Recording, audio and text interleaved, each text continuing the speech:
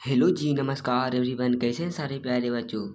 तो आज की इस वीडियो में हम साइंस का वीवीआई ऑब्जेक्टिव को कवर करेंगे, जो एग्ज़ाम के लिए द मोस्ट इम्पोर्टेंट सवाल है, क्योंकि बहुत बार एग्ज़ाम में पूछे गए प्रश्न। तो देखा जाए तो काफ़ी इम्पोर्टेंट सवाल है, क्योंकि 2025 में इससे भी इसमें से पूछा जाएगा। तो ये काफ़ी इम्पोर्टेंट सवाल है और सभी इम्पोर्टेंट सवाल है। तो इस वीडियो को आप लोग शुरू से अंत तक पूरा ज़रूर देखिएगा और सभी क्वेश्चन आप लोग याद करके जाइए, क्योंकि एग्ज़ाम के लिए इम्पोर्टेंट दम सवाल है, सभी दम वीवीआई ऑब्जेक्टिव है। और इस वीडियो को ज़्यादा से ज़्यादा अपने दोस्तों के पास शेयर कीजिएगा। तो चलते हैं क्वेश्चन की ओर। तो आज का पहला नंबर सवाल है कि निम्न में से कौन सा पदार्थ लेंस बनाने के लिए प्रयुक्त नहीं किया जाता। लेंस बनाने के लिए प्रयुक्त नहीं किया जाता, मतलब किसका उपयोग नहीं किया जाता लेंस बनाने के लिए। ये देखिए 2012 और 2017 में पूछा गया। एकदम काफ़ी इम्पोर्टेंट सवाल, एकदम भी आई है, तो याद रखिएगा। तो इसका आंसर क्या हो जाएगा, मिट्टी हो जाएगा। क्या हो जाएगा, मिट्टी हो जाएगा। करेक्ट आंसर क्या डी हो जाएगा। तो लेंस बनाने के लिए किसका उपयोग नहीं करते हैं, तो मिट्टी का उपयोग नहीं करते, याद रखिएगा इसे। जल का उपयोग करते हैं, कांच का उपयोग करते हैं, प्लास्टिक का उपयोग करते हैं, याद रखिएगा। एकदम मोस्ट इम्पोर्टेंट सवाल है। तो चलते अगले सवाल के। दूसरा नंबर सवाल है कि एक उत्तल लेंस की क्षमता 1 डायोप्टर हो तो उस लेंस की फोकस दूरी क्या होगा। उस लेंस का फोकस दूरी क्या होगा, 2018 में पूछा गया सवाल है, ये 2025 में पूछ सकता है। तो इसका आंसर क्या हो जाएगा, 100 प्लस 100 सेंटीमीटर हो जाएगा। क्या हो जाएगा, प्लस 100 सेंटीमीटर हो जाएगा। करेक्ट आंसर क्या हो जाएगा, सी हो जाएगा। और लेंस का ऐसा मात्रा क्या होता है, तो डायोप्टर होता है। इसे भी याद रखिएगा, लेंस का ऐसा मात्रा क्या होता है, तो डायोप्टर होता है। डायोप्टर होता है, याद रखिएगा। इससे भी काफ़ी इंपॉर्टेंट सवाल है। तीसरा नंबर सवाल है कि प्रकाश के अपवर्तन के कितने नियम हैं। प्रकाश के अपवर्तन पूछे या परावर्तन के नियम पूछे, तो दोनों के कितने नियम होते हैं, तो 2 नियम होते हैं। कितने होते हैं, 2 नियम होते हैं। करेक्ट आंसर क्या हो जाएगा, बी हो जाएगा। एकदम काफ़ी इंपॉर्टेंट सवाल है, 16 और 21 में पूछा गया।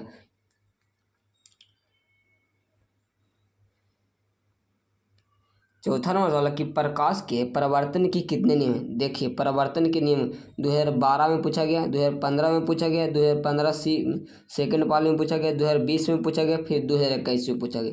एकदम काफ़ी इंपॉर्टेंट सवाल है, इससे आप एकदम याद रखिएगा, एकदम भी आई है। तो प्रकाश के परावर्तन के कितने नियम होते हैं, तो 2 नियम होते हैं। अपवर्तन पूछे या परावर्तन के नियम कितने होते हैं, 2 नियम होते हैं। करेक्ट आंसर क्या हो जाएगा, बी हो जाएगा। इससे आप लोग याद रखिएगा।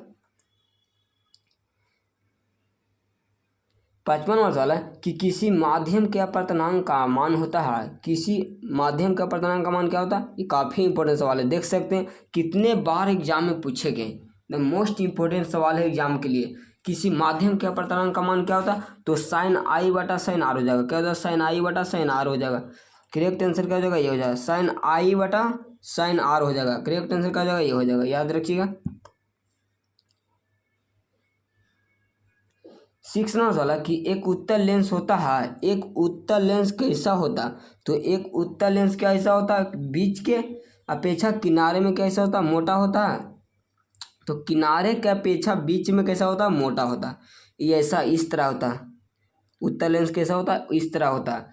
किनारे के अपेक्षा बीच में कैसा होता है, तो मोटा होता है। बीच में कैसा होता है, मोटा होता है। करेक्ट आंसर का जो होगा सी। अब अगर पूछ देगा कि अवतल लेंस कैसा होता है, तो अवतल लेंस कैसा होता है, बीच के अपेक्षा किनारे में मोटा होता है। किनारे में कैसा होता है, मोटा होता है, याद रखिएगा। इससे भी इस तरह का होता है अवतल लेंस। अवतल लेंस कैसा होता है, इस तरह होता है, याद रखिएगा।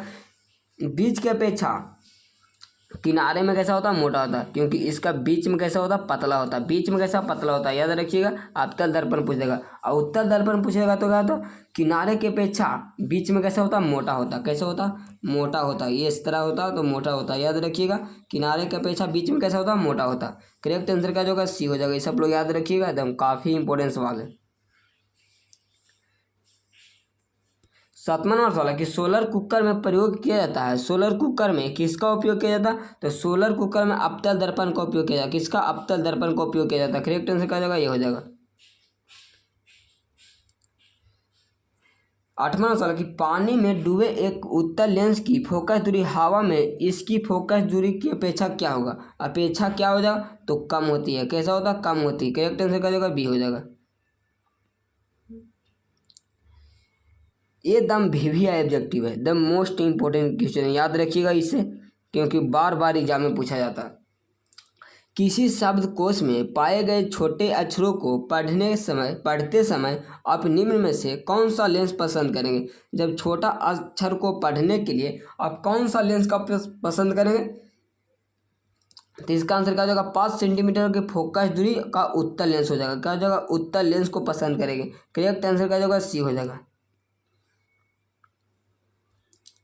10वां सवाल कि प्रकाश तरंग का उदाहरण है। प्रकाश तरंग का उदाहरण कौन सा होता है? तो प्रकाश तरंग का विद्युत चुम्बकीय तरंग हो जाएगा। क्या हो जाएगा? विद्युत चुम्बकीय तरंग हो जाएगा। करेक्ट आंसर क्या हो जाएगा? बी हो जाएगा। 11वां सवाल है कि दंत विशेष किस दर्पण का उपयोग मरीजों के दांतों का बड़ा प्रतिबिंब देखने के लिए करें? बड़ा प्रतिबिंब देखने के लिए किसका उपयोग करते हैं? तो बड़ा दर्पण देखने के लिए किसका? अवतल दर्पण का। किसका? अवतल दर्पण में कैसा बनता है? बड़ा प्रतिबिंब बनता है। करेक्ट आंसर क्या होगा? बी हो जाएगा। अगर पूछ देगा कि उत्तल दर्पण में केवल छोटा प्रतिबिंब, केवल छोटा प्रतिबिंब बनता, केवल छोटा प्रतिबिंब बनता, इसे आप लोग याद रखिएगा। और समतल दर्पण में पूछेगा तो बराबर प्रतिबिंब बनता, बराबर प्रतिबिंब बनता, इसे याद रखिएगा। 12वां सवाल है कि कौन सा लेंस अपसारी लेंस भी कहा जाता है? अपसारी लेंस किसको कहा जाता? तो अपसारी पूछेगा तो अवतल लेंस, कैसे का? अवतल लेंस को अपसारी बोला जाता है। करेक्ट आंसर क्या हो जाएगा? ये हो जाएगा। अगर पूछेगा अभिसारी, अभिसारी किसको बोला जाता? तो अभिसारी बोला जाता उत्तल लेंस को। अभिसारी उत्तल को और अपसारी अवतल को बोला जाता है। अपसारी पूछेगा तो अवतल हो जाएगा, अगर अभिसारी तो उत्तल हो जाएगा। याद रखिएगा, दोनों इंपॉर्टेंट सवाल है एग्जाम के लिए।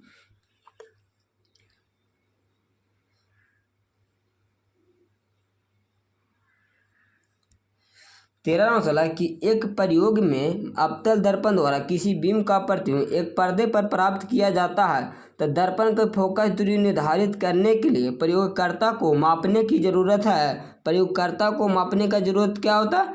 तो इसका आंसर दर्पण तथा पर्दा के बीच की दूरी को, दर्पण तथा पर्दे के बीच की दूरी को मापने की जरूरत होती है। याद रखिएगा, करेक्ट आंसर ये हो जाएगा।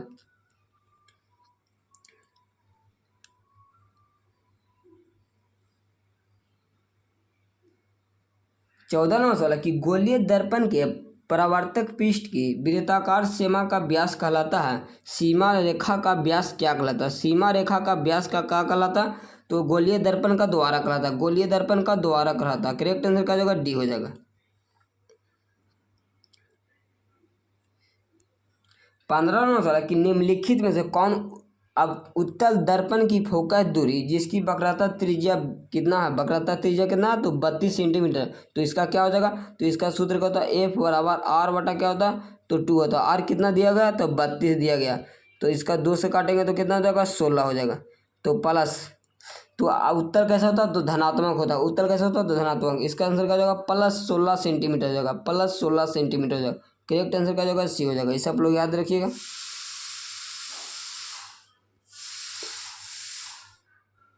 16वां सवाल है कि किसी लेंस द्वारा उत्पन्न आवर्धन का मात्रक होता है। एसआई मात्रक क्या होता है?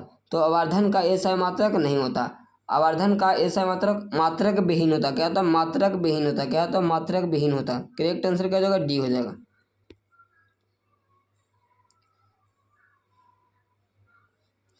17वां सवाल कि टॉर्च एवं वाहनों के अग्रदीप हेडलाइट में किस दर्पण का उपयोग किया जाता है? हेडलाइट में किस दर्पण का उपयोग किया जाता है? तो हेडलाइट में अवतल दर्पण का उपयोग किया जाता है। किसका? अवतल दर्पण का।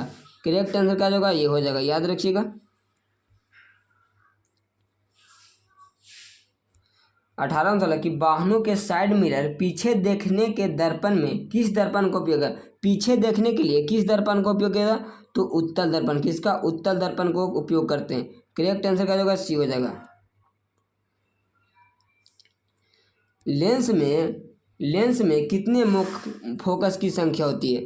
मतलब लेंस में कितने फोकस होते हैं? फोकस मतलब फोकस की संख्या कितने होते हैं? तो 2 होते हैं। कितने होते हैं? 2 होते हैं। याद रखिएगा, करेक्ट आंसर ये हो जाएगा।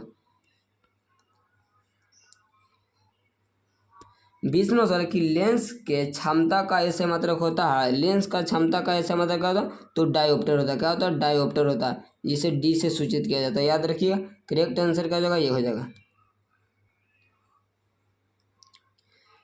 21वां सवाल कि प्रकाश गमन करती है। प्रकाश गमन करती है तो प्रकाश सीधी रेखा में गमन करती है। किसकी? सीधी रेखा में गमन करती है। करेक्ट आंसर क्या होगा? ये हो जाएगा।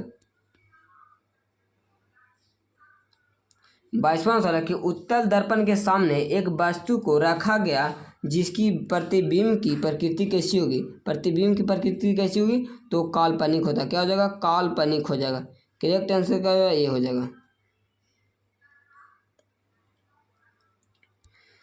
इनमें से कौन दर्पण का सूत्र? दर्पण का सूत्र कौन होता है? दर्पण का सूत्र क्या होता? तो 1/v प्लस 1/u बराबर 1/ कैसे एफ हो जाएगा।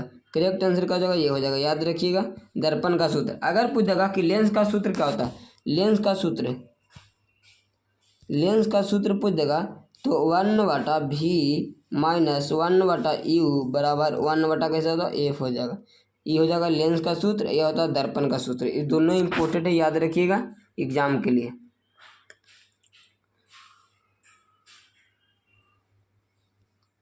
24वां सवाल कि निम्नलिखित में से किस लेंस को अभिसारी लेंस कहते हैं? अभिसारी लेंस किस लेंस को कहा जाता?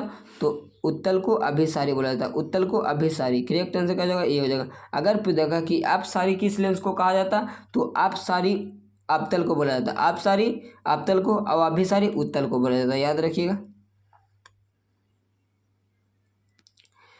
25वां सवाल कि दर्पण के सामने किसी भी दूरी पर स्थित वस्तु का प्रतिबिंब सीधा प्रतीत होता है तो वह दर्पण है। तो वह दर्पण कौन सा होता? या तो समतल होगा या तो उत्तल होगा, या तो समतल होगा या तो उत्तल हो जाएगा। करेक्ट आंसर क्या हो जाएगा? डी हो जाएगा। 26 नंबर सवाल कि निम्नलिखित में से किस माध्यम में प्रकाश की चाल सबसे अधिक होता है? किसमें प्रकाश की चाल सबसे अधिक होता है? तो निर्वात में प्रकाश की चाल कैसा होता है? अधिक होता है। याद रखिए। करेक्ट आंसर क्या होगा? डी हो जाएगा।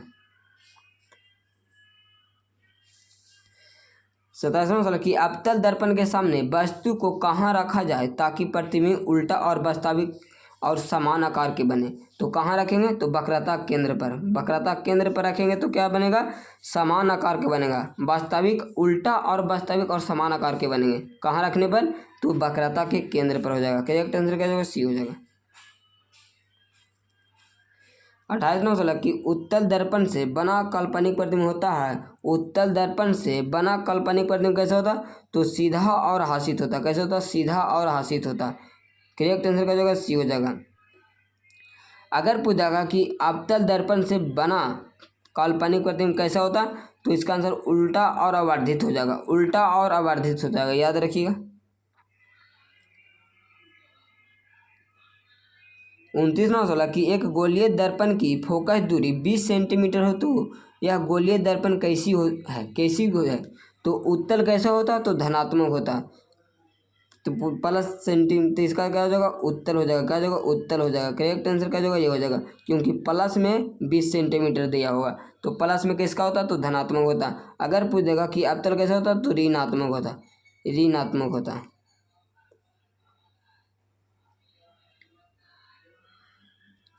30वां सवाल कि तालाब का जल का कम गहरा दिखाई देने का कारण है। तालाब में कम गहरा दिखाई देने के कारण किसका? तो अपवर्तन के कारण। किसका?